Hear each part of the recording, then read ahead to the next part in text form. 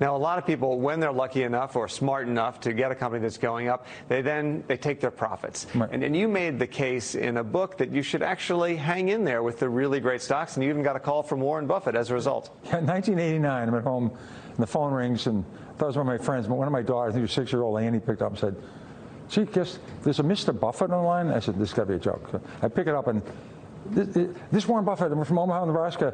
I read your book. My annual report's due in 2 weeks. Can I use the line? He said that all in about 7 seconds.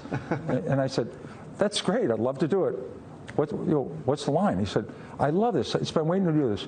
When you sell your great companies and add to the losers, it's like watering the weeds and cutting the flowers." And he said, "I want to put it in." He said, "If you ever come to Nebraska, you don't call me, your name will be mud all over Nebraska." So did he call him? Oh, yeah. Several times we played bridge together. We've had several meetings. Great guy. Another point you've made, and this is, I think, particularly relevant 10 years into a bull market, is that I think you said more money has been lost anticipating a downturn than actually in the downturn. Can you explain? Well, obviously, the market's gone up tenfold since I stopped running Magellan. So you make more money on the upside. The market's going to be a lot higher in 10 years from now, 20 years from now, 30 years from now. Trying to predict the market is really a waste. I don't know what it's going to do. It can go down.